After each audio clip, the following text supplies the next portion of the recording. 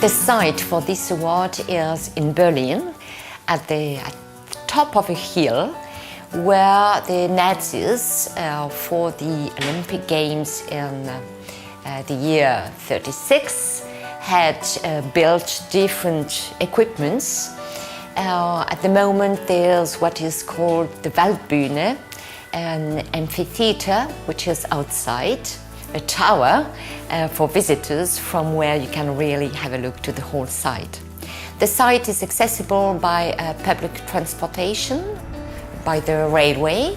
The task for the students was to develop a new master plan allowing handicapped people to come by their own from the railway station to the Waldbühne through the hill, which was difficult, as well as to build a new hotel and to redevelop this master plan, incorporating some existing buildings and adding new sports equipment.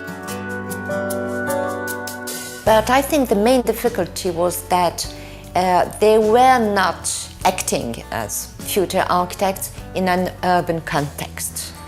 The existing buildings are put on the site at the moment without any order, without any traditional grid.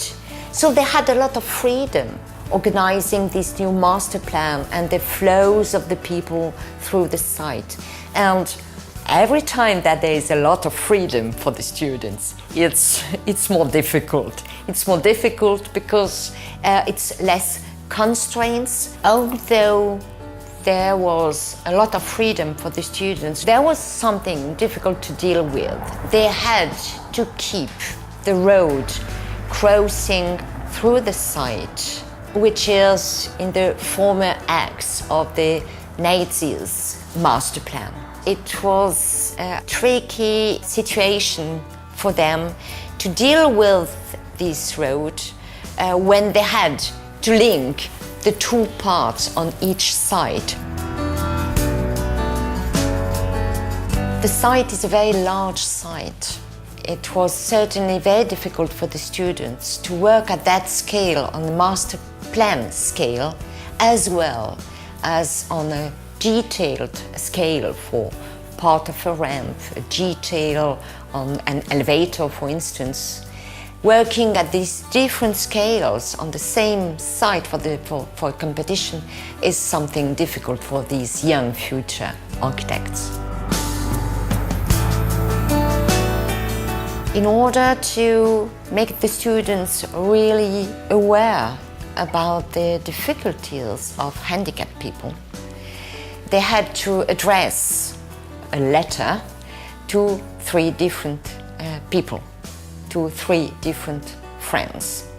And I think it was really a good way to help the people, help the students really to understand what are the needs of these 3 different handicapped people, to be closer to them, to consider them not only as strangers, others, but as people very close to themselves. I think that the jury's experience has been almost the same as for the students. We had also the feeling, first of all, that it was easy to find a solution to reorganize the master plan and make all these buildings accessible for all.